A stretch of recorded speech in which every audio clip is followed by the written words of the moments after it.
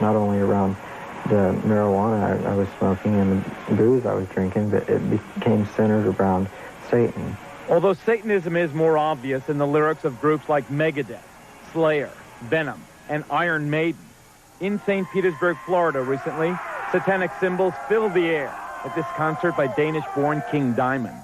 How much can you influence kids? I think people are too clever to be influenced by watching a band or listening to an album to go out and do the same, because if they were that easy to influence, watching the news, you get the real thing, and everybody knows that, right into your living room.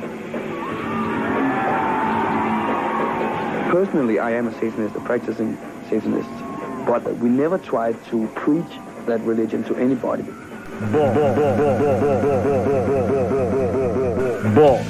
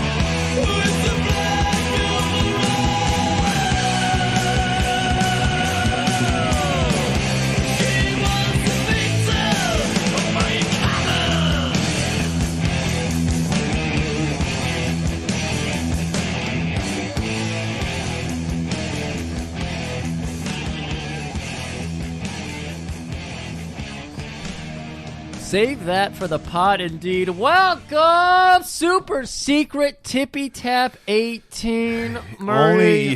Only people who can hear this are, you're evil. Yeah, it's true. If you can hear this right now, you're in deal with the devil. Yeah, you're in line with them. You're evil in league with Satan, as Venom would say. You're somebody who likes to eat babies, poop out Who doesn't? Christians, and what else do they not like?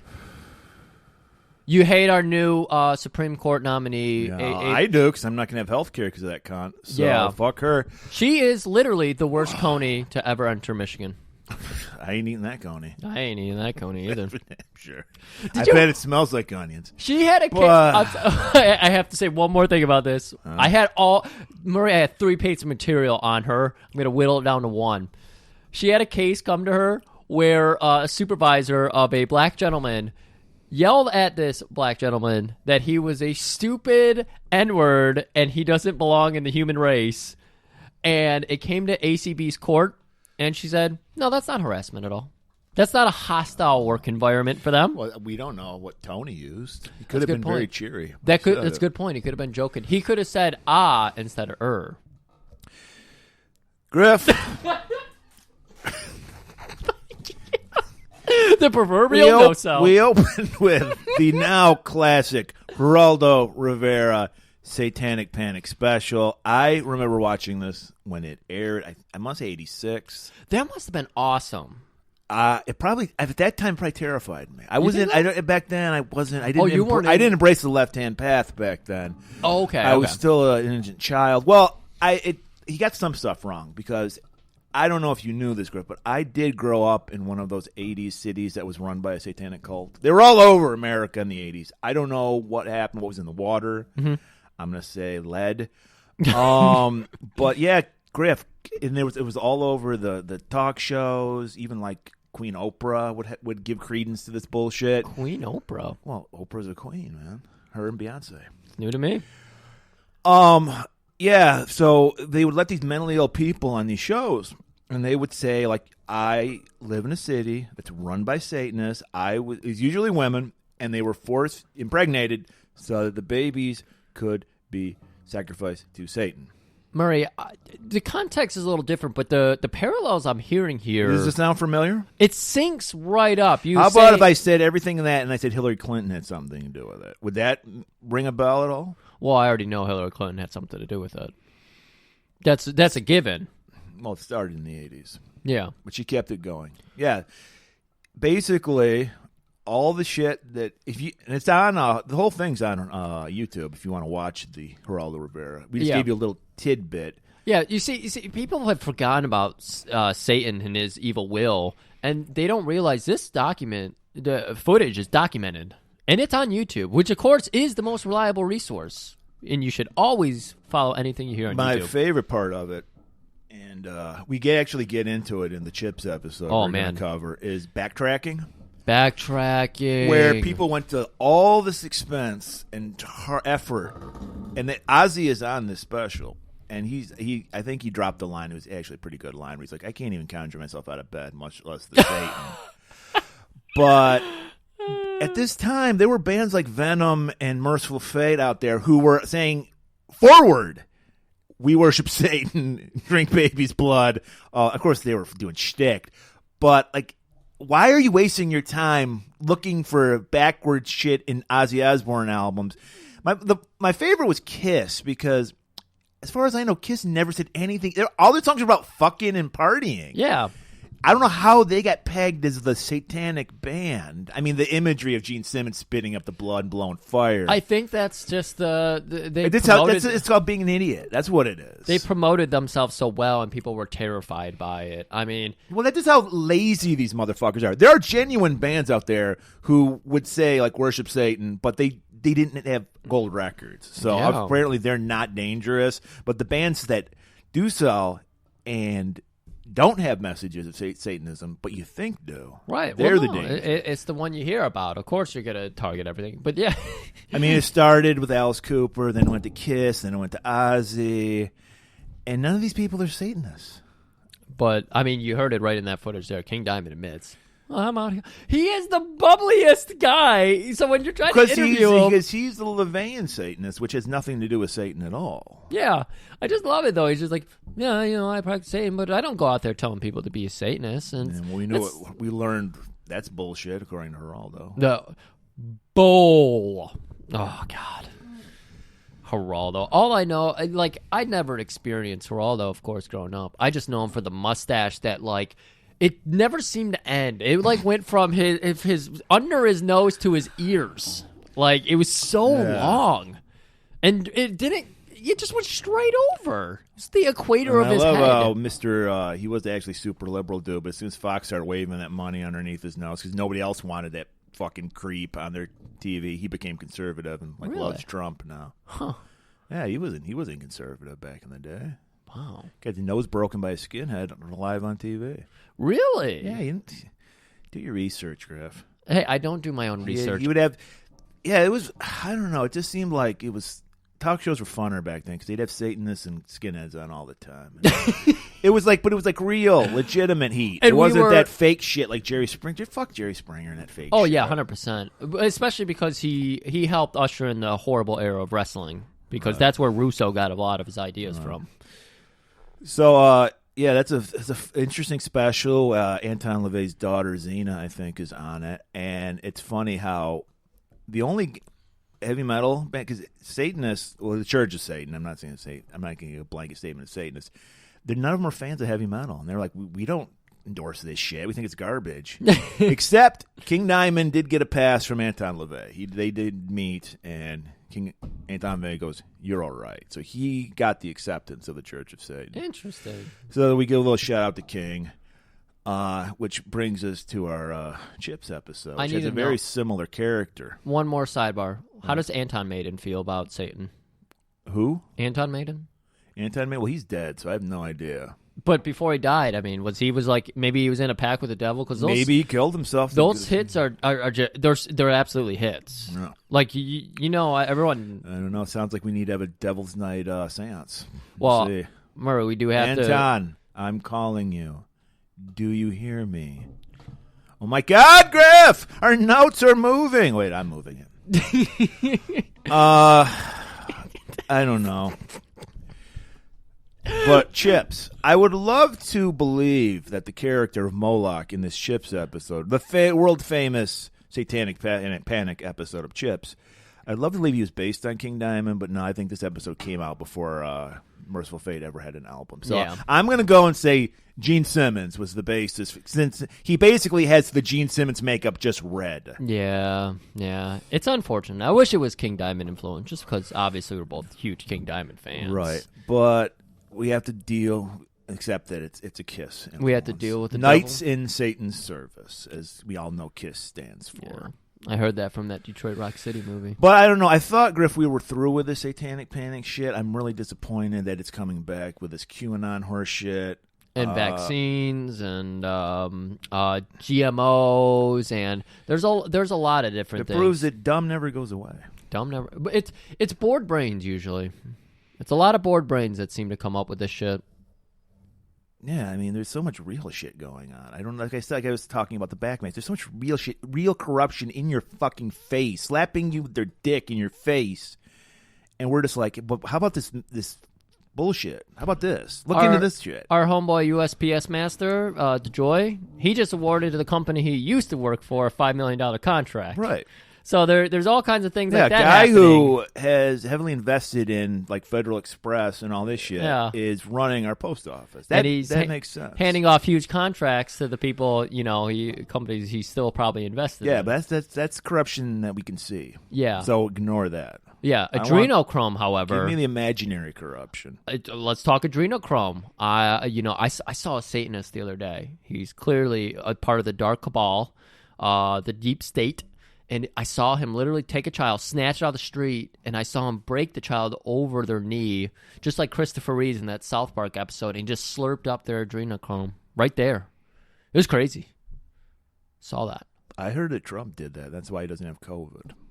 Yeah, but that's okay because he didn't kill the baby. He didn't. He just sucked out the stem cells. And actually, I heard the baby was born of a Satanist, so they were actually doing the world a favor. If there was ever time to abort a fetus, it's when it's from a Satanist. So, in a way, what's the logic? You're like saving the soul because it's going to be, when it's born, it's going to be sacrificed. Yeah. So if you abort it, you're saving the soul because it's not being killed for Satan? Exactly. See, what happens is they bring the woman in for the ultrasound. And they lay her down, they jelly her up, and they start, rubbing the thing on her. And when they realize it's a Satanist, just like how when Anton Maiden talked to you, you just moved your paper around here that no one could see, just me and you. They have doctors come in and start moving shit around. They're like, oh yeah, this baby's definitely a Satanist, and that's what they do. So they eject the baby, they abort it with a hanger, rusty, if they can find it, and that's how they get rid of it. And then Trump cracked it like an omelet over his face. The scary part is that's going to become part of QAnon's like rap right now. We just made that shit up off on the spot, and now we're going to hear that. Made it up. We've witnessed this. Oh, we sorry. do our own research. Chips, on the other hand. Chips. Where did that one go? We start right at a fucking Moloch show. It's like a Trump rally. We got our protesters. We got our lovers of Moloch. No one's wearing a mask. Yeah. And it is really weird to see like people get together now without masks. It's just so ingrained now because that's our reality. And they're just like, Moloch is evil. And they just want to kill him. They want to destroy him. Yeah, there's Moloch is the devil. And then on the other side, there's Moloch 316. Moloch, make me a baby or two. It's an outdoor, but I will say it's an outdoor venue. So they're not going to spread COVID. Yes. It is a all the protest. Kids are loving it. It's just a square parents there because they just don't get it, man. Moloch is the future. Hey, they're the bored parents, they just hear a couple things on Geraldo and they're like, oh, that's got to be true. So we get this, ladies and gentlemen, from the very depths of hell, Moloch! And he just comes out and he's just rocking. And beautiful set of long, curly, like early, I can't think of the Led Zeppelin guy's hair. Robert Plant, beautiful curly hair. He's got just like the belt buckle. He's he's covered up. Red jumpsuit. Yeah, he's in a full like Evel Knievel jumpsuit. And he's got the Gene Simmons makeup. Like literally, they just copied Gene Simmons makeup, but they made it red. Hey, it's hard to be creative with makeup. And he's just eating it up. He's fucking the floor. And he's just doing all this sick shit. A lot of Murray, you'll know this name. I don't know if a lot of people will, but you got to look this guy up. He's doing a lot of Jim Dandy moves. He is hot and he is nasty. I wanted to see him get the washboard out. I was waiting for that fucking washboard. And I want to point out, very ahead of his time, not only does he have a woman in his band, she's playing guitar. Yeah. Not bass. Yeah. Guitar. They trusted her with a guitar. That's 6 strings. That's 2 more than a woman can handle usually. Jesus Christ.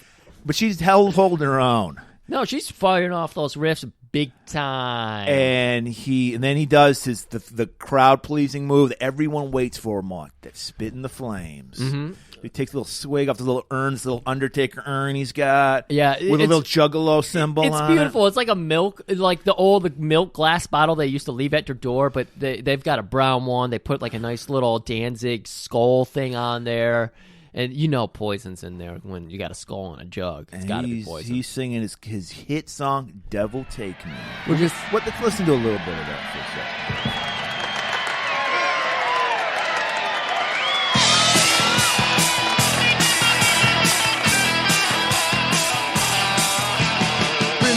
Darkness, Lord of night, I wanna dance a river in your burning light. Wanna dance, I wanna dance a river in your burning light. I was born to sin, wild and free, so when I die, let the devil take me, heaven's the pits, they don't party on the other side, the other side.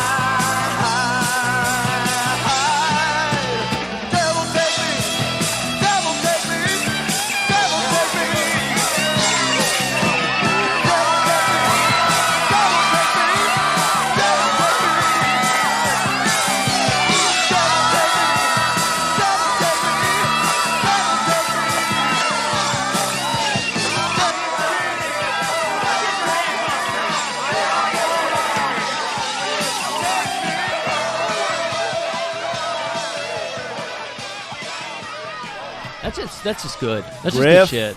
I feel the devil. Bone chilling. It's so creepy and scary. I love that they're cutting to the audience, and it's just like B footage of like random outdoor concerts. It's not this concert. I remember there was a guy who looked like Lemmy that was rocking out. It looks like they got this at like Woodstock or something, because it's a lot of hippies and shit. And it just exudes evil. The song. You heard it. You guys heard it. There's no backtracking necessary. So aside from... I want to kill a baby right now, Griff. Aside from the fact that it's a beautiful Sunday afternoon, birds are flying, rainbows are everywhere, this feels satanic and evil as all hell. Right. So that's when our boys, Bobby and Ponch, show up. Yeah, who the fuck is this Bobby guy? I know John. I guess John must have left to go on to bigger and better things. Really? I didn't recognize that. John was the guy who hated punk rock in our punk rock episode. Okay. Who didn't trust punk rock. Okay. Remember? No. So we got this goof named Bobby. Did you like his nickname, though? No, what was his name? You didn't catch his fucking nickname is Hot Dog. No, that's what he called him all the time. Because when I looked at IMDb, he's listed as John Hot Dog or Bobby Hot Dog Hernandez. I think that was just somebody fucked up. I think that's Ponch's like derisive nickname. But it's his nickname. But that just shows how little respect Ponch had, because he had John. That was his partner for years, and this douche Bobby shows up. It's a little light Bobby ribbing. Nelson. It's light ribbing, okay? And they arrive because, of course, he needs a police escort, because everyone wants to fuck or kill Moloch. Oh, yeah. And so they pull right up to the side stage where the hearse is on the stage, by the way. It says 666. It's got fucking Moloch's face on the hood. It's a couple horribly painted like skulls and shit. It's awful. It's an awful paint job. It looks like a child did it. And they meet up with Bobby's manager, Vincent, played by Peter Marshall, who little connection to another Tippy-Tap episode we did. Peter Marshall was the host of Hollywood Squares, Griff. Oh, shit. Paul Lind. I thought he looked familiar, and it's because I watched all that shit. And here's a little bonus fun fact. Him and his wife were swingers. Oh. You know, they say that's dipping in the devil's playground. Keeps a marriage spicy. And he's just like, oh, yeah, it's great. Great guys are going to be here. Ponch and fucking Bobby, they don't get it. They don't know. They're cops. They don't get it. So they're just like, hey, anybody want any barbecue? And they see him spit the flames. Yeah. They're just goofing on Moloch. I see the concern start taking over Ponch's face because he's hearing these lyrics. And we know from our previous Chips episode, which is highly awarded and yet still highly underrated somehow. I don't know how that happens, but it does. Yeah, but Ponch, a music lover, a musician himself, he's hearing these lyrics and he's like, this isn't what we should be putting into these kids' ears. This is very concerning. No, Ponch still is kind of open. It was always John's role to be the fucking killjoy. You got to go review that footage. No. He's biting his lip. He's definitely nervous. He's nervous. But because he believes in the First Amendment, okay? An artistic expression and everything. He's an artist himself. He just needs He was the one who put a hat on a hat. I understand. I love that. But he just needs to talk to Moloch. But until then, he's nervous. Review the footage. So Vincent, he's just like, look, this guy's been touring the world nonstop. He just plays one song. His whole concert's one song. One song. Devil Take Me. Yeah. But he literally pulls up his car to an outdoor venue, plays the song, gets in his car, and drives away. Right. He's a billionaire. That's called being, well, first of all, leaving them wanting more. Yes. And being a showman. Yes. So, yes, he just drives right off the stage, leaves his band behind. Leaves them behind. Takes off. Doesn't matter. No one gives a shit about the woman guitarist. And then Vincent's like, well, there's your escort, go. And so Ponch and Bobby take off. They do a very, very slow police escort down the freeway. Oh, yeah.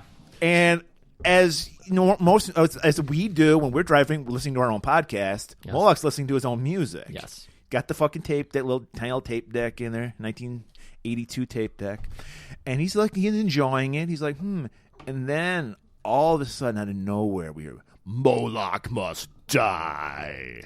Next thing and he's like, I didn't put that in there. He's freaking out. He's trying to eject the tape. Well, then red smoke just starts billowing into the car, not out of the car. He's trying to eject the tape, and he's looking down and to the right because that's how vehicles work. And he's seeing that smoke is starting to billow up, and he's like trying to steer, but the steering wheel doesn't work anymore. He's trying to hit the brakes. He's trying to fucking pull the key out. Right. Nothing. Doing everything. Nothing. He can. And Ponch, being the genius that he is, notices, hey, there's red smoke coming out. Yeah, they're ahead of him, and they're on their motorcycles, so it's not like they have big mirrors or anything to look into. So, just so happens that they turn around and notice it. So, like, being the hero cop that he is, Ponch goes, I got to rescue this guy. Follow me. So they both pull up, Bobby and Ponch, right alongside the car. They put the tape in fast forward for this to make it look fast. Ponch is like, hold my bike. Yep. So we get a very big close-up on Bobby, hot dog, as I like to call him, grabbing his handlebar to hold his motorcycle. I wonder how viable that is. That seems very dangerous. Well, of course it's incredibly dangerous. I just mean, like, could a guy riding a motorcycle hold another motorcycle steady? No, because I don't know which is which. One has the brake, one has the throttle. Yeah. So one of them's going to get... So clearly he got the throttle one, was holding it forward, so it kept moving with him, because he wasn't dragging it. That's why there's California Highway Patrol and we're not. This is the shit they're teaching him. So Ponch is like, I don't know what he was trying to do. I thought he was going to leap in the car and drive it or something. Because he gets on it, he swings his legs in it, then he swings over. Because he's like, open the window. Moloch's like, I don't know what's going on. Nothing's working. He's panicking. And then, we think he's going to dive in. Like, no, he's not. He's just going to grab Moloch. Yeah. He, repositions himself back on his bike, reaches in, grabs Moloch from the driver's seat, and thankfully, Moloch is maybe 100 pounds wet. So he just grabs him by his collar and rips him out and places him on the bike in front of him.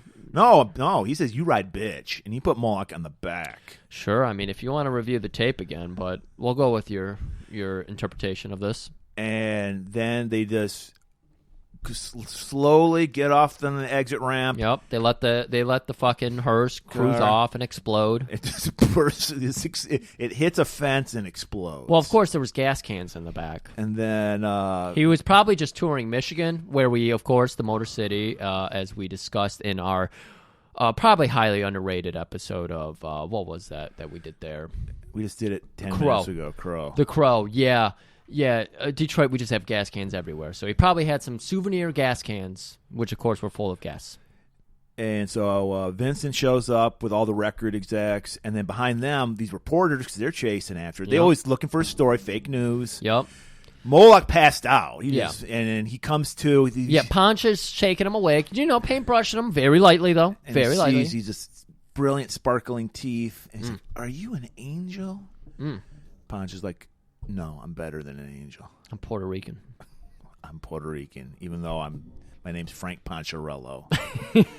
And he's like, Peter's like, "Baby, Moloch, baby, how you doing? You're okay?" And he's like, "I'm okay. I'm all right, but I don't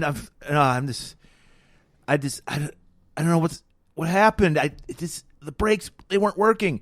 And then a fake news guy immediately concocts a story. "You're cursed." Yeah. That's the Moloch curse. The Yeah. devil wants to kill you. Yeah. Even though you're a servant of Satan, you're an emissary. Much like Spider-Man, you're an emissary of hell. Spider-Man. You are cursed. And we close out on that dumb look because our man Moloch is the master of looking very dumb and confused. Yes. And we'll get to we'll burn that bridge when we get there in a little while, but there's a reason that this guy has mastered this look. We get the greatest shot. They don't use this shot enough. Right out of the commercial break. And so this is some good shit right here, pal. We just see a bunch of paws pawing at a big old bowl of candy corn. Giant. This is like a 45-gallon bucket of candy corn. Or as I call it, the devil's candy, because it's garbage. It's like a ball of wax. The worst. Big bowl full of wax chiclets. What is the flavor of candy corn supposed to be? Shit. Corn, I'm assuming. And who the fuck wants to eat corn-flavored candy? Candy corn, there's something wrong with you. Hey, Murray, 89% of our sugar now is corn syrup. Yeah, but it don't taste like corn. And these cops are just, I watched this and I go, defund the police now after I saw that. Because they're just pouring it in their fucking pie holes. They're double dipping. Like, they're sticking their whole hands in their mouth to make sure they don't lose one. They're just like, that Moloch guy, what a fucking asshole. Haunted cassette tape. Fuck that guy. This guy, except one guy, Ponch. Yeah. He's taking it seriously. He's the one serious cop. Well, Ponch happens to be a big wrestling fans like us, so he's just like, I'm not. I saw those facials on that Moloch kid. That you can't fake that kind of shit, hot dog. Those are real facials. And they're like, "Come on, Ponch. There's no such thing as a haunted cassette tape." He never saw Trick or Treat, one of another highly underrated episodes. Incredibly highly underrated episodes. And while that's going on, our little nerd Harlan, who fixes the bikes, comes in. "Hey guys, I need the names who's going to be at the Halloween party." And like a frat party in an '80s movie, he's the nerd coming in, so they're all just like, "Yeah, I gotta go wash my hair tomorrow. I won't be there." There's a lot of soft maybes going around. Laundry. I thought about maybe making a paella. Even the nerd captain's like, "I got better shit to do." So this shit's getting intense, and you know what, Murray? When a scene's about to get tense, there's the perfect release. Grossman. Didn't we? I think we pointed out in our last time we did Chip's episode, Grossman is obviously like a Make-A-Wish thing. He's not a real cop. Like, you could tell if you watch this on Laserdisc, you can see he's got a cardboard badge. Yeah. Like, he's Andy in Twin Peaks, where it's like, he's just a simpleton. Yeah. And so we're like, there's no way they give that guy a real gun. And he walks in. At first, I thought there was an accident in Vinny's with the fucking nachos. I thought he had nacho cheese all over himself. I thought he did a pumpkin spiced nacho cheese sandwich, which, of course, in the fall is a banger. Everybody loves the pumpkin. You could put pumpkin spice in anything, and it makes it amazing. I can't even say it because the flavor profile is so profound; it just blows your mind. But no, he's covered in pumpkin guts. Yep. And we see some other cop hauling in. I think the guy who replaced Worf, because Worf's not on this episode. That's right, he isn't. Just another generic black guy. And he's hauling in this little street tough name, Flippy. Flippy. Oh, I'm guessing God. that's like short for Felipe. Yeah. And he's like, "Let go of me, pig! Fuck you!" And they're like, "Whoa, little man," because obviously we pointed out Ponch, even though he's got an Italian name, is Puerto Rican. Yes. So he's Mexican. He's something, and he bonds with this kid. Yeah, it's interesting because He sees a little Ponch in him. Grossman is Maybe it's his kid. Who knows? Grossman is full Blue Lives Matter right now. He's like, this little motherfucker tried to murder me. He was yelling ACAB. He was saying, fuck the police. He had a bunch of little friends. They had guns. They had legit Antifa guns. forever. Yep. And the kid's like, hey, man, look, man. All I wanted to do was put some pumpkins in the road and smash them. I'm just trying to celebrate Halloween. Griff, fun fact. Young Billy Corrigan watched this episode and got the name for his band Smashing Pumpkins. Smashing Pumpkins. From right this there. episode. That's beautiful. Put that on the That IMDb. explains why the drummer in the band's name is Flippy. That was a callback to this, Murray. And so he's like, that's all we did in the 80s, Griff. We would just throw produce in the street and watch people smash it. That's why we love Gallagher so much. And so, Ponch is like, you've never put produce in the street, Grossman? We used to put lemons. We call it the lemon derby. Well, here's the thing. We learned in our previous episode that Grossman grew up in the highfalutin suburbs. So they weren't doing that kind of shit. You know, they were probably out handing lemonade to the police officers from a safe distance from the road.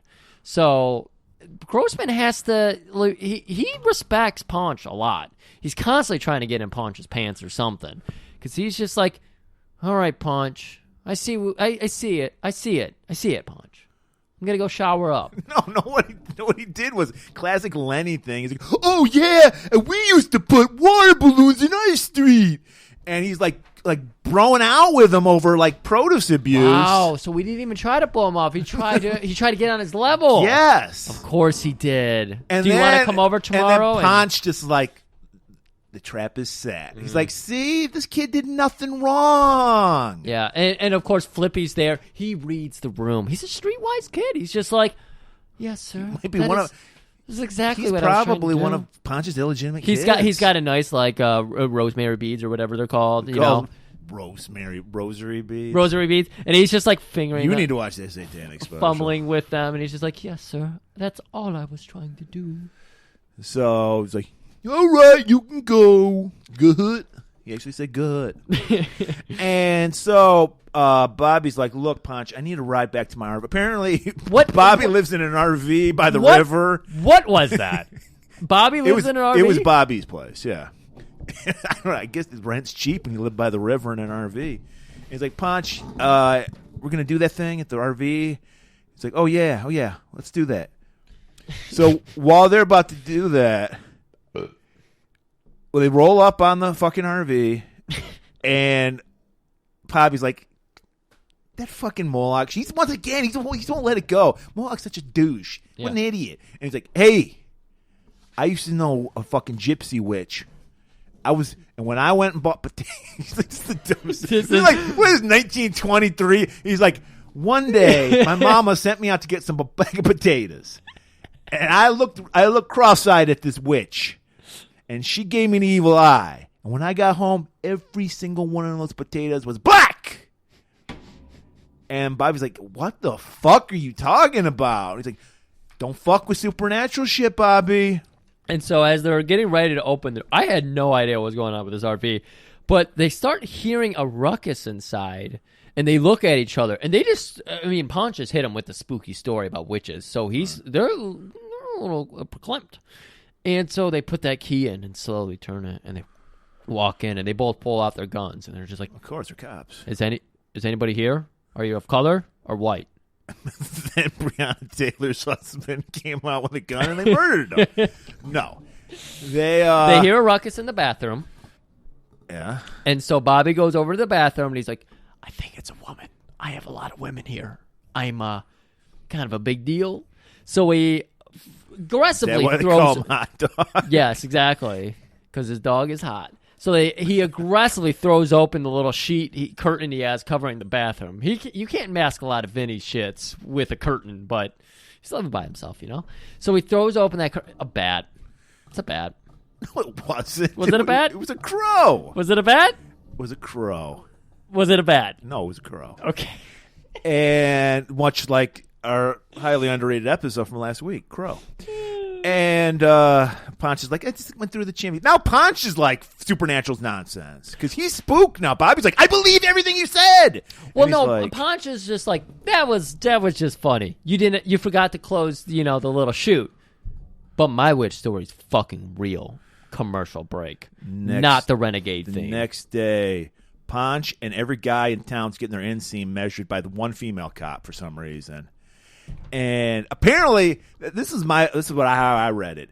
They were going to have their own Halloween party without Harlan. 100%. Nope, exactly how I read it too. They totally planned on having a party, just not inviting him. Yep. And the female cop apparently had an in with a costumer, so she's going to get some fucking kick-ass costumes. Not to credit us more. We've already done the Mermadden breakdown for one. We did it for one scene. We could do a Mermadden breakdown for how shitty of friends these guys are on these various party scenes. We could do a whole hour and a half on this right here because you're 100% right. We watched it the same way. This is what they're doing. They're trying to avoid this party. Why they're doing it in the middle?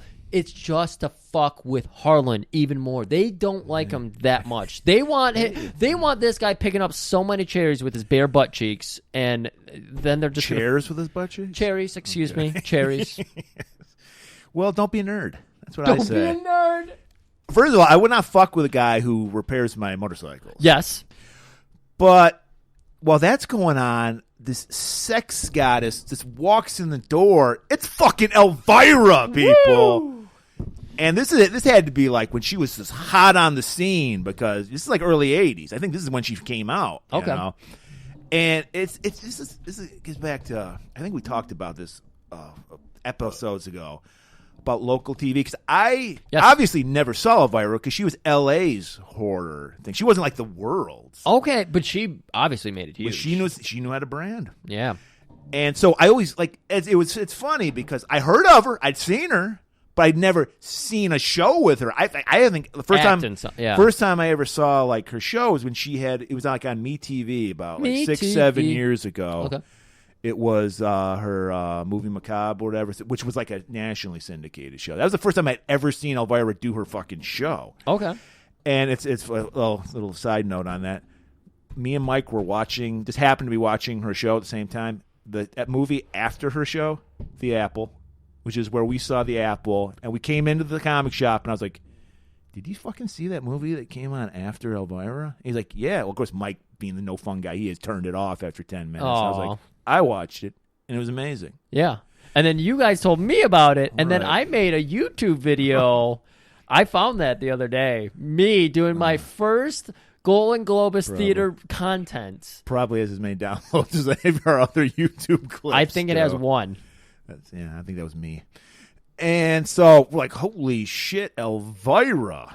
So, and she doesn't have the dress on. She's wearing some little super tight black pants. Yep. And got like, I think like an Elvira t-shirt on. I mean, this is you got to clean it up. This is a P show, PG. No, this is a family. It's on the family. It's a family show. It's a family show. And fucking Trump Ponch is like, ooga. They're all that's like macking on her, and she just shuts it down. I mean, Bobby's pants. It looks like he exploded a hot dog in a microwave in there because there's something happening down there. And she's like, yeah, it's good to meet you guys. Is Harlan around? And they're like, Harlan, that fucking dweeb, that dweeb, that dweeb. And she's like, yeah, that's who I'm here for. And then Harlan just pops up, hey, Elvira. And she's like, Harlan, baby, how you doing? Gives him motorboat some and shit. Dude, because he is at her breast level. So he motorboats her. Then she is giggling, and she's like doing like a little foot kick thing. You notice she giggled, and then she just gave the iciest stare to Ponch. Yes. This is the game because she knows that Harlan has been fucking sacrificing his free time to plan this amazing, elaborate party. Right. And all of his, quote, friends are completely boxing They're him out. obviously a couple, so he tells her what's going on at work, and she's just like, fuck these losers. Yeah. So, icy stairs, motorboating, And Elvira's like, hey, I got to peace out here real quick. Lay a fat one on me. She grabs him, bends him over, gives him a passionate kiss. Oh, my God. And everybody's jaws are dropping. Like, even the ladies are like, I want to be Harlan right now. I want that right there. Right. And then she's like, see you later, Harlan. See you, honey. Ugh. So while that's happening, he comes to. He's like, he's like, oh, by the way, Ponch, we did some forensics on that message, that tape deck of Moloch's. There's no fucking. Wait a minute. How did they get this tape? The car exploded. They ran in and grabbed it. I don't know. I just realized this as I was reading my notes. How did they get that tape? I don't know, but he said there was no Moloch must die on it. He's full of shit. This is another one of these pranks he's doing. Oh. Fuck Moloch. So you know what, Bobby, or Ponch's like, you know what, Bob? You're right. Let's go out to Moloch and confront him. Let's just smack him right in the face. Let's Columbo the shit out of him here. Let's head over there. So we cut to Moloch's place, and he's getting his makeup on. Yeah. And I'm noticing, I'm like, where have I seen this character before? Who? Yeah, now that we've seen him dressed down, something's happening, Murray. It's channeling my inner youth. Hitler.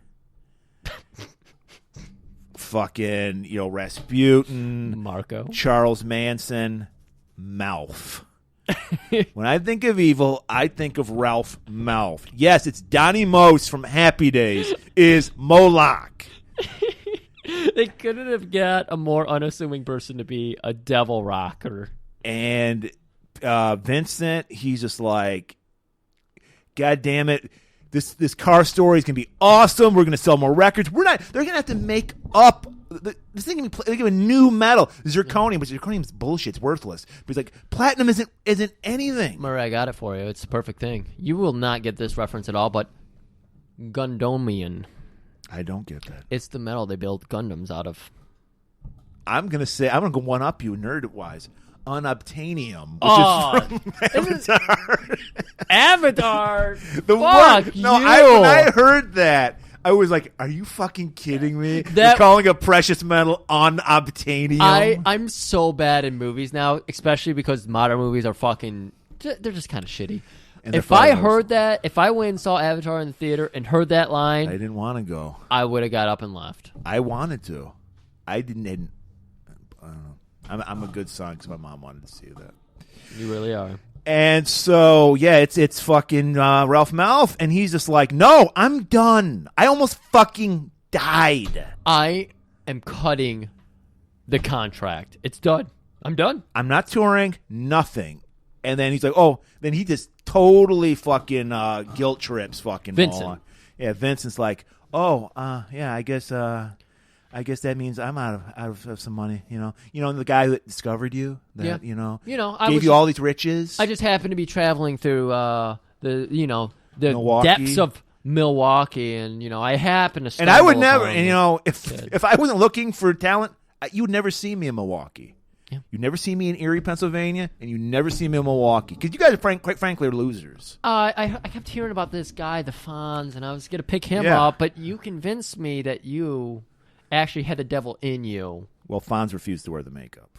Well, Vincent wasn't going to disclose that. I mean, we know Fonz wasn't going to wear the makeup, but Ralph, clearly, he's got nothing. He's working with nothing.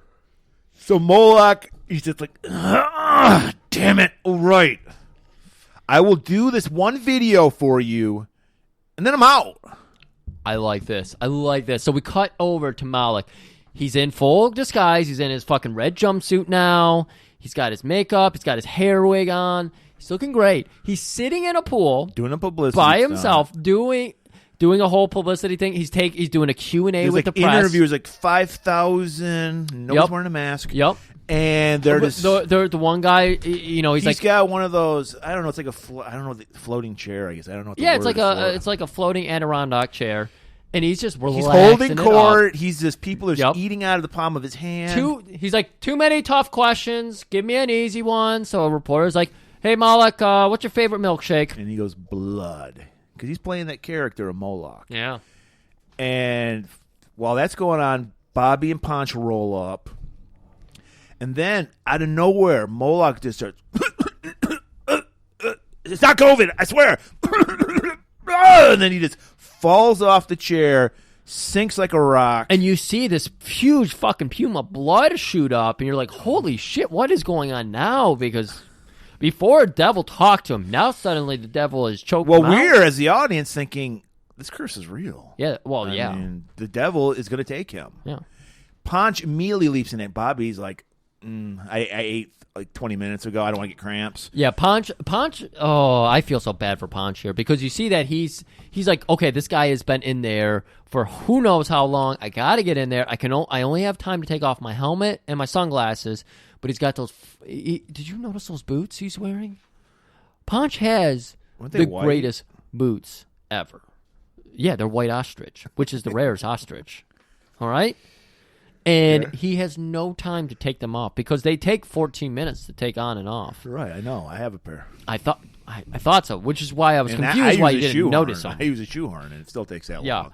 Yeah, Ponch can do it just by hand. It's a lot of massaging, though. So he can't get the boots off, so he has to jump in. Because Hot Dog's like, hey, I'm a hot dog. I float. I can't get down there. Ponch goes in, brings him back up. Brings him up, and then immediately... And he has a bag of blood. I don't know, was it Kool-Aid? I think he had a bag of Kool-Aid. You know, some people, it's like a little lick 'em stick type action.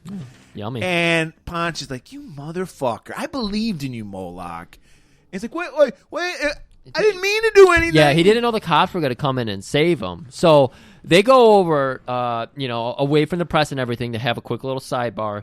And Ponch is looking down. The camera is just going to his boots, back up to Ponch, who is furious. It's like, I thought you were an artist. He's like, you see what happened to my hair? You know how long it takes me to get my hair like this? Do you see the hair? Do you see the boots?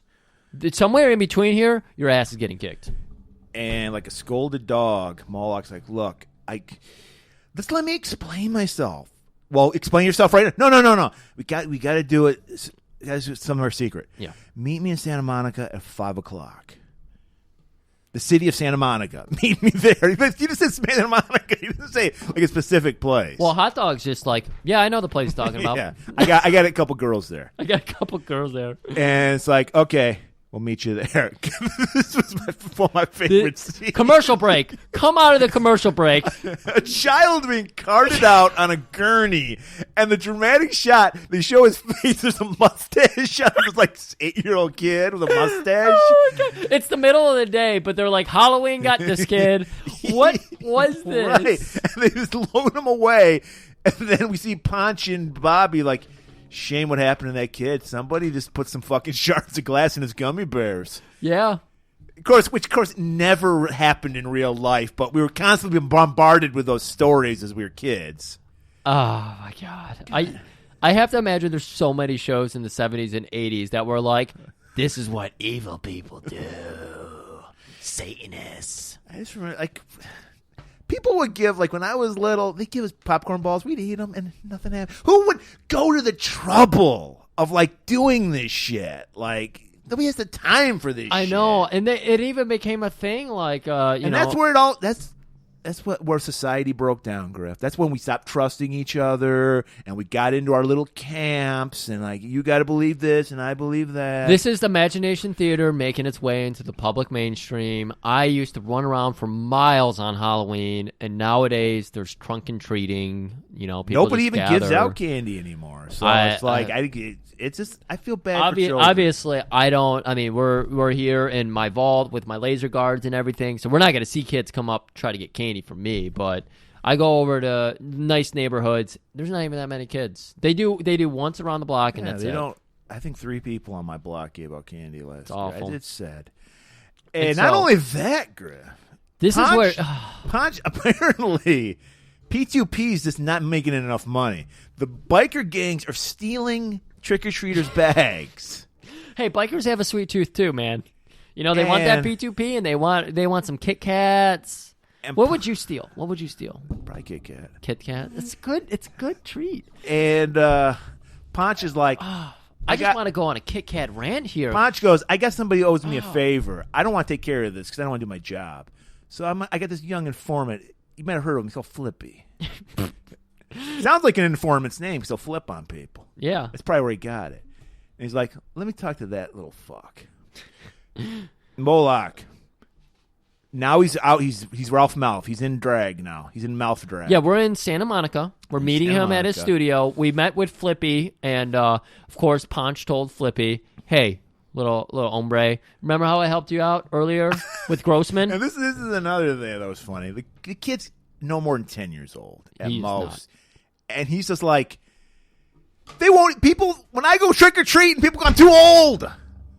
Yeah, it was hilarious because in his defense, most grown Mexican men are 5 feet tall. Oh my God. You don't interact with Mexican people. You wouldn't know. And so he's like, they think I'm like a day laborer. I don't know what the fuck. They go, here's a rake. I'm like, I'm a trick-or-treater. I'm a human being. But I just like, I need you to go around with some kids and check out the candy, which this comes up later. And well, you just saw a kid got carted off. It is glass shards and gummies, Griff. 100% favorite scene of this episode is Flippy investigating candy. We'll get to it later, but oh my God, that moment. So Flippy, he's like, you're right. I owe you one. I'll do this for you, Ponch. They come in, they do like an elaborate handshake. They even have like a little side hip, kind of bump. It was the 70s. You would do that. It was cool. I liked it. So they're at Moloch Santa Studio Monica. in Santa Monica. Santa Monica Moloch Studio. And Moloch's like, look, I know when a tape's been doctored because they accuse me of doing it all the time. You ever heard of a thing called this is where we get like the educational side of the episode. A little thing called backward masking. Yeah. And like, no, I haven't. Could you please elaborate? He's like, yeah, we allegedly do is we put messages in backwards. But you want to hear what that sounds like for real? Here, I'll play you this. God, come on, guys. I'll play this. Beautiful, elaborate sound system and everything. Have you heard the song Devil Take Me? It's the only song I have. I'm going to play it for you. Of course. And here's it backwards. And they play. It's like, see, nothing. It's nothing. Then all of Moloch will die. Moloch will die. And now Bobby's a true believer. Finally. Yeah, Bobby's believing it. You see that hot dog frustrating around in his pantaloons. Ponch is just like, shit. That fucking witch is doing some evil shit again. He looks down. He's got a potato in his hand. It's turned to black. He brought a potato with him. It's hammering home the fact that evil is in the air. He likes the carbs. He's got to have those carbs. And Ralph's just pissing his pants. Yeah. He's just like, holy shit. Yeah, he thought maybe he was starting to believe that maybe he was hallucinating. But so they have the evidence right here in the boombox. And the captain's like, I'm not hearing it. No, sorry. They're like, but he just says here Moloch will die. And does it really say that? It sounds like Moloch is awesome to me. Yeah, it sounds like he's saying Moloch is awesome, but also, guys, this is a publicity stunt. This is a false flag. Clearly, the Democrats were hiding. The Antifa were hiding this. They're the ones smashing up and he's buildings. like, look, it's Halloween, the most dangerous day in L.A. County. Hit the streets, walk. So then we got our favorite officer, honoree officer. Hey, guys. Oh, Jesus. And they're like, hey, you're a nerd, aren't you, Grossy? What a perfect name for this guy, Grossman, because he is a gross man. And they're like, well, yeah, man, I got a great sound system. You want to come over and hear it sometime? No. We don't go in your house anymore. No, After we don't want to hear time, shit. No. But can you find out what's going on with this tape? Yeah, I just love playing with tapes. I got a reel-to-reel, and then I got the second reel-to-reel. I can do layering. He starts going on Inside Baseball on it, and they're like, nerd, shut the fuck up. They're trying to eat their sandwiches. Grossman is leaning in. He is not trying to take their sandwich. As they're trying, Ponch is trying to take a bite of his sandwich. I'm not shitting you here. He's trying to take a bite of his sandwich. You want to point out a sandwich he bought in a vending machine? A vending machine. Murray, was that a thing? Did you guys always buy sandwiches at a vending machine? That was a thing. So I didn't, but that's a thing. Ponch trying to take a bite of a sandwich. Grossman leads into Lady and the Tramp, the back of the triangle of the sandwich there. He is trying to get... Is that from Vinny's? Smells like Well, nachos. it can't be from Vinny's because it came out of vending machine. Well, he doesn't know. He's a man child. He just smells the salty cured meats and he wants it, and he's gonna slurp it out, Lady in the Tramp style. He's gonna slurp out the turkey and the ham and the salam. He's gonna get it all out because he's got that kind of function. And they're like, look, we don't need the deets. We just need to know what's going on with this tape. Make it happen. So they get up. We don't need to know how the sausage is made. Just give us some of that sweet, sweet sausage. They and get of course, up. that works for Grossman because he's gross and he likes sausages. So they get up to leave, and of course Grossman has a one-track brain. That's fun because that's a track, album. Yeah. Anyways, Hammer that home. and he's just like, hey, guys, forgot your sandwich. He's already eating them. He's already the eating entire sandwich with one bite. and a bag of Cheetos. Well, that's going on. They're going out to the garage. We see Harlan and Elvira. Harlan's loading up Elvira's car. She's loading up Harlan's butt with some, toys. Okay. No, they're waiting for late. It's not on company time. And like the true douches that Bobby and Ponch are in, like, oh, Elvira's going to be at that that great party you're going to have? We're in. And they're just slobbering over Elvira. They're like hanging because she's in the car. And they're hanging over on the window. You going to be there, Elvira? You going to be there? Now that Elvira has heard that they're going to be at the party, she starts flirting a bit with Ponch. She wants some of that. I think what it was is maybe her and Harlan had a little argument, and she's trying to make Harlan jealous. It could have been that. Maybe she's into getting, maybe we were talking about swingers earlier. Maybe she's into that lifestyle. Well, you just said she likes putting things inside Harlan, so maybe. Elvira looks like a freak. You think Harlan would be into something like that? I don't know Harlan well enough to know that. He's an engineer. He's probably likes all kinds of engineering. He's a fucking mechanic. How is he an engineer now? Mechanics aren't engineers? No. Okay. They're not. Are they designing shit, or are they fixing it? I guess I don't know. You would think because he's wearing a lab coat, all of a sudden he's smart. Murray, you're 100% correct. He's just a dumb grease monkey it's for all we know. It's because he has the curly hair and he always wears a pure white lab coat. Right, he's just a dumb grease monkey. Wow, I've learned some things today. So, we cut to your favorite scene right now. Do you want to lay it out? Oh, my God. Here we go, guys. We're going straight to that fucking 4 p.m. trick-or-treating, as all kids do it. It's got to be safe. Did you ever go trick-or-treating before it got dim? Like, this kind of light is maybe... No, in Pontiac, we only had an hour. You only had an hour? Yeah, curfew? Just an hour, and that's when people would stop. Really? Yeah. Shit. Okay. Yeah, you had to bust your ass to get candy. I would be out there for like 2.5 hours, but so we got these kids out there. What the point I was trying to get at? What time did you start at? Were you starting when it was like this light out? Well, no, it was at dusk. It would be about what was it? About 15 years ago they changed daylight savings. It used to be after Halloween or something. Is daylight savings? It's still after Halloween. Is it? Yeah, we haven't changed our clocks. Then yet. it was before because it would get dark. Because it doesn't get dark when we used to go when I was a kid. It used to be like 6 o'clock. It doesn't get dark at 6. And you would have sunlight. Yes. Okay. So when we did daylight savings, it would get dark at 6 o'clock because it was. Yeah, you're right. It's a week. It used to be a week earlier than it is now. Okay. All I know is like this is. So it would be the last Saturday of October. Now it's like the first Saturday of November. Yeah. Like I'm sure people are riveted by this discussion. 100%. So we go to these kids. It's 4 o'clock. The sunlight is blaring on them, by the way. No, but they don't have John DeHart to do the night lighting. Yeah, they had to put sunscreen on because it's so fucking bright out. But they're going out, and Flippy, he's got a whole crew. He's got like 5 kids with him. Punching his fist. First of all, same age as all the kids that are. Yes, he is the same age, same height, same weight. Everything is similar. We got a Hamburglar. We got a witch. We got a mummy, classic mummy. We had one little kid who was Buck Rogers. I liked that. We got a Vorvon. I loved it. We got Paul Williams from Phantom of the Paradise. Of course we did. And I love the Paul Lynde guy. He was just like, I want some candy. And then we had like 5 crows. 5 crows. Interesting. I forgot to mention on our crow episode that I think it was the year that I got ripped off by that Great Halloween. Yeah. That Bewitched costume. Which came up in our Taffy under the Paul Lynde Halloween special. Go check it out. Holly. For all the deets. Yep.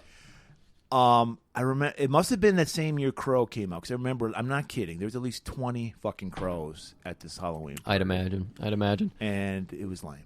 So They trick or treat, and this lady comes out. She's got prepared lunch bags, brown lunch bags. That's the way they did it back then. People cared about kids back then. I love it. Full of shit. Of course, it was all religious bullshit in it. Probably. The little Jack Chick, like, comic books. But before... Did you ever get one of those? Well, yes, I've gotten plenty of them. Murray... But for Halloween, did you ever get one? You just sidetracked this so hard. But for Halloween, did you get one? Yes, and I need to tell you another story now. Because when I used to work on the road, I used to do the in-home theater stuff.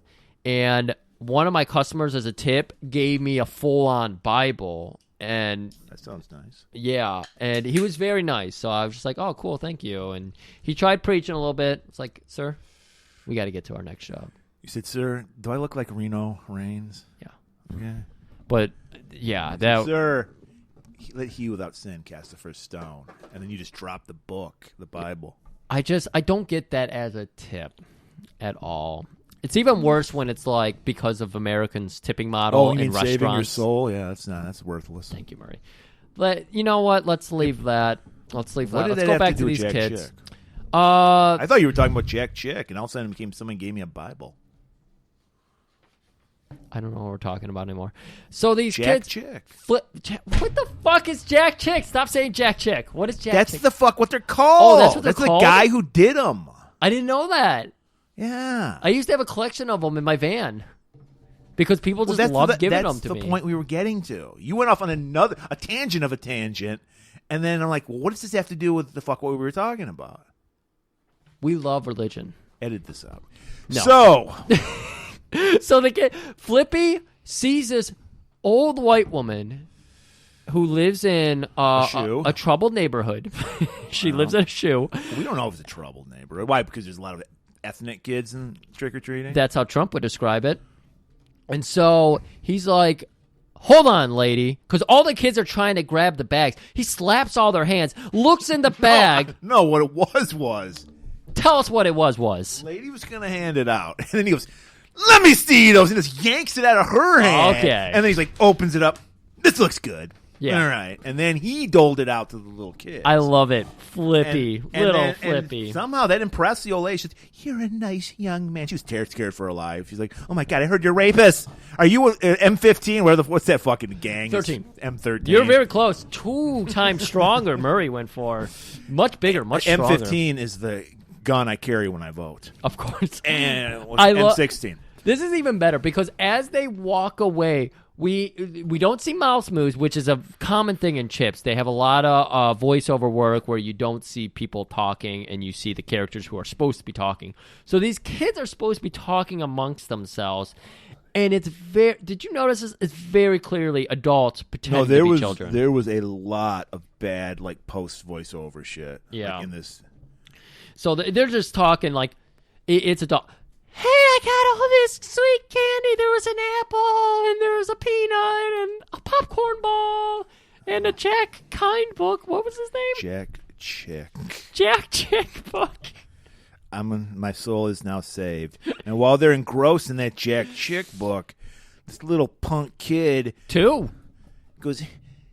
Fucking Halloween candy! Yanks the fucking kids. Were you not expecting the motorcycle gang? I was. That supposedly steals from kids and puts glass in the candy? Technically, this is a bike gang. They're on bikes. That's true. And Flippy goes into action. He just fucking clotheslines the other kid. Yeah, he clotheslines one of them, takes him out, sees the other kid rode off. Stomps on him. Yeah. And then grabs his bike and gives chase. I like that he did a burnout on the kid's mouth. Like, he set up the back tire in the kid's mouth, and he's like, hey, guys, hold up the front tire. Don't steal candy from a baby, all right? That's right. Flippy is a fucking enforcer. Flippy flips out. Flippy flips the fuck Now we know out. why he's called Flippy, because he'll lose his shit when you fuck with him. We don't get a car chase in this episode. We get a bike chase. It's about as interesting as an average car chase. Well, that's going on. Ponch and Bobby just happen to be in the neighborhood. They're at an intersection. Maybe they had to come talk to Flippy. Apparently, we're in Santa Monica. And they're just like, hey, that Moloch, yada, yada, yada. Hey, is that Flippy? Yeah. And they see Flippy fucking chasing after this shithead little candy stealer. And as luck would have it, or as bad luck would have it, there happens to be an oil tanker. Happens to be they somehow ride from a neighborhood, a deep neighborhood, great for trick or treating, to a highway where a trucker has left his oil behind. Right. And Flippy, he's apparently not as good with turns yet because he is only 10.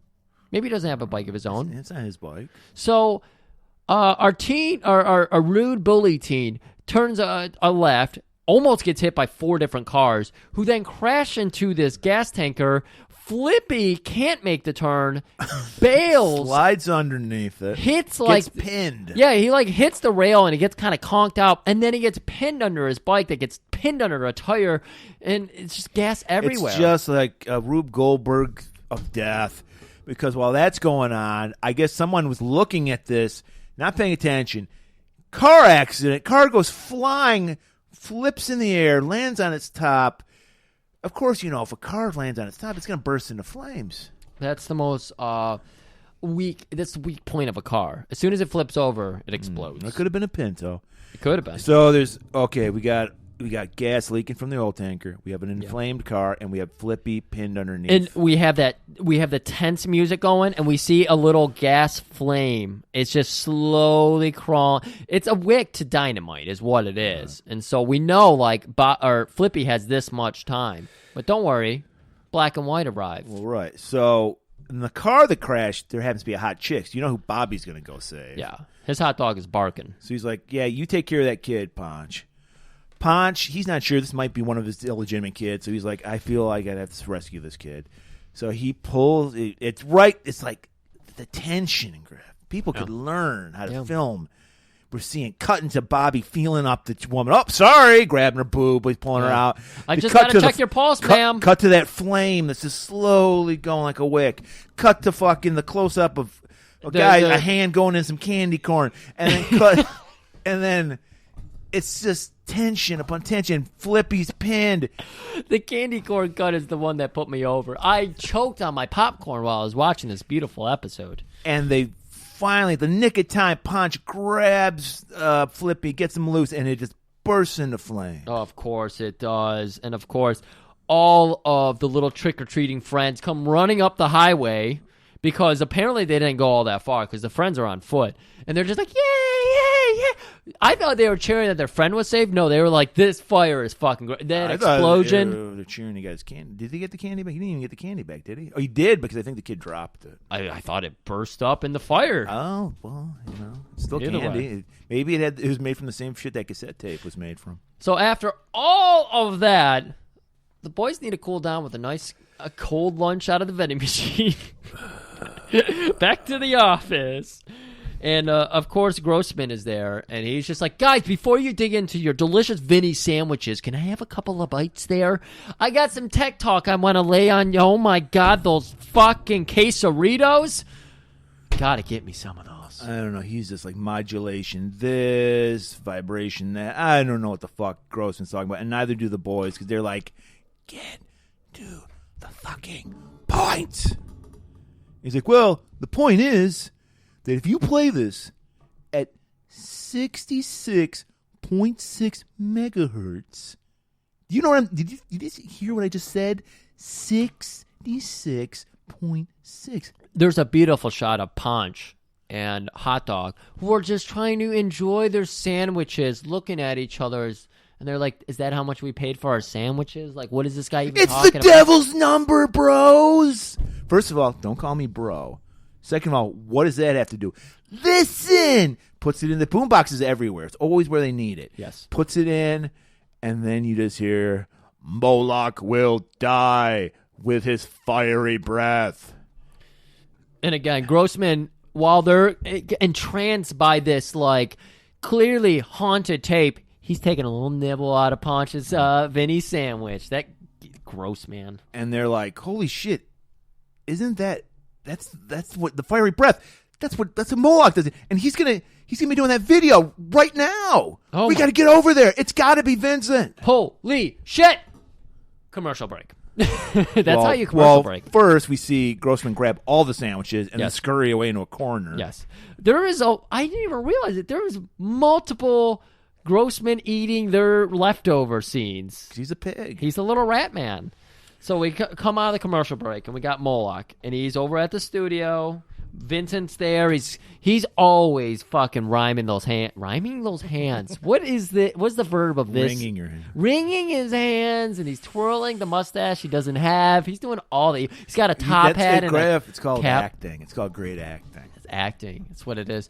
You know, AEW should adopt. Their heels should get a big old top hat and a monocle because they're bad at evil. You're going into wrestling talk. Thank you. I'm sorry. So Moloch, he's preparing. This is his final go around as Moloch. He's going to do this one video and then he's retired. Yep. And the show must go on. So he's like, I'm going to do my famous fireball spit. Yep. And he's got an eyedropper. This is where I wish we had Taffy on because she revealed to us she was a fire eater and she could probably have given us some expert advice. Oh my God, Taffy, please reach out. Let us know what's going on with this fire scene here, please. Because he's like this little eyedropper of shit that he has to put in. And apparently that's the additive that makes the fire, that's the combustible fluid. I thought it was just like fucking vodka you could just fucking do, you wouldn't need like some concoction. This isn't the alcohol from Vamp here, man. So he's putting in one eye drop, and then he starts going in for the second, and Vincent comes over, gives him a big hug from behind, grabs the little tush there. He's like, Moloch, baby, don't worry about it. Don't kill yourself over. Don't kill yourself. So over we're this. Thinking it can't be Vincent then. It's just he cares about this guy. Yeah. It's the whole bait and switch with Renegade and Drake last week. I thought, or a couple weeks ago now. So he's like, Vincent, baby, your audience awaits. So he goes up on stage, and then he say his onions await? Your audience awaits. Audience. Onions make you fart. And then he does the great, he looks left, looks right, left, right one more time. And then he just goes, pours the entire thing into Moloch's urn. Oh, shit. And a little bit of smoke comes out of it. Just to let you know how dangerous it is. Then he goes into the studio, the booth, and they start doing it, and he's just devil taking him all the way. And we just cut to Vincent sweating like a possessed David Hasselhoff. Oh, yeah. He's in the sound booth with the engineer and everything. Sweat everywhere. Guys, like, can you stop sweating on my controls here? While that's happening, the boys roll up, and they're like, sorry, this is a closed set. You can't be on this. And they're like, let's try the back door. And they're banging on it. We see the camera, and they're like, hey, do you know any pigs? And Vince is like, oh, I'm not expecting anybody. All right, well, I'm going to go ahead and let him in. No! Can't let him in. This is a closed set. So, of course, Bobby's like, don't worry about it. I got it. I'm going to kick this door in. Oh, my ankle! And he falls down, and Ponch is like, let me show you how it's done. Boom! One kick. The door flies off its fucking hinges. And he just goes, live and learn, hot dog. And just strolls in. So Ponch, he's running in. This whole scene's in slow-mo because as Moloch, this scene prior to this, he was starting to pull up that jug, and he was just kissing the lip of it. I think there were at least 32 cuts in this scene. Because he would go, Moloch, Ponch, yes. Moloch, Ponch, Moloch. It was amazing. 100%. And he, of course, Ponch gets there in time. He grabs the bottle. He chucks it at a wall. Who knows behind the wall? And it just so happens that this was C4 plastic explosive that he was using for fireballs. Taffy, again, confirm. Do you use C4 for fireballs? Because that's what they use in this. It just blows up. And then in perfect Scooby-Doo fashion, Vincent confesses to everything. Yeah. He's not. There's nothing you can get him on. No, not a thing. There's no evidence. Not a thing. You might be able to say like fingerprints on the fucking fireball juice bottle, but at the same time, it's like, yeah, I touched it. I'm building this set. He's like, I could have done it if it weren't for your darn kids. Like, Moloch, I did everything. I figured if you weren't going to be working for me anymore, your death would sell even more records. It's all about the money. All about the Benjamins. We've already done this scene. We've done the Apple. We've done Phantom of the Paradise.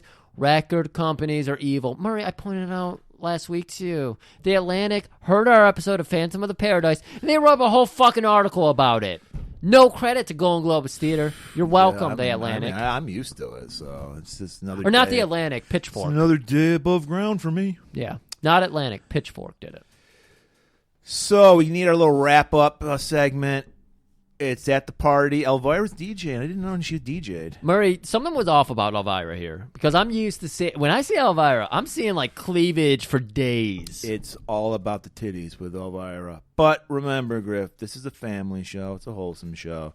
So they had, because we know Elvira, she's got the deep V cuts, like something fucking Jean-Claude would wear in fucking Bloodsport. Or Jim Dandy. And so we're waiting. That's what I was waiting to see because before now she's just wearing a T-shirt. Yeah. No, this is a Family Hour show, so they did a little like cover of her, like it was like flesh colored for her, which is white, and it just covered all of her cleavage, and there's a little spider on it. So we got this raging party video. Is it raging? Music. It's the most No. tepid fucking. It is. It's so like boring. elevator music she's playing. It is, and she's got like she's even bored by her own DJing. She was like. She was. Right. She's got the microphone up to or the headphone up to her ear, and she's scratching a record, but it's just like da, da, da, da, da, da, da, da, da, da.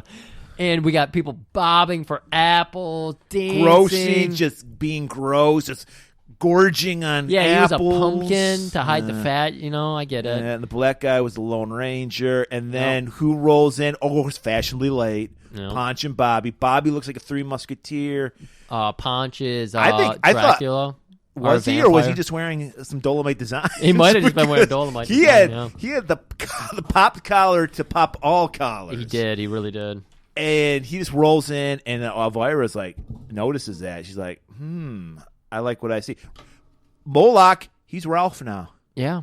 And I think it was one of the other police officers who came up. It's the like, female cop. Who's this? Why did you Who's bring this this guy? loser? And why is Harlan, is this your friend? I said no friends, Harlan. And why is he not wearing a costume?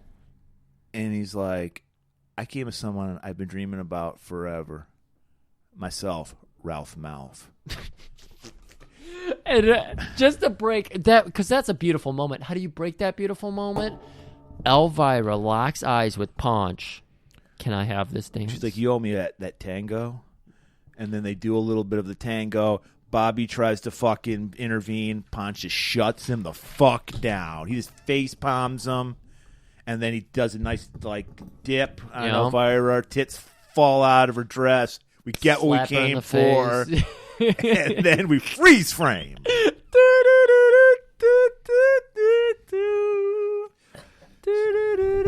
Right, okay. So, happy Devil's Night, y'all. We gave you the evilest thing we could think of. Yeah.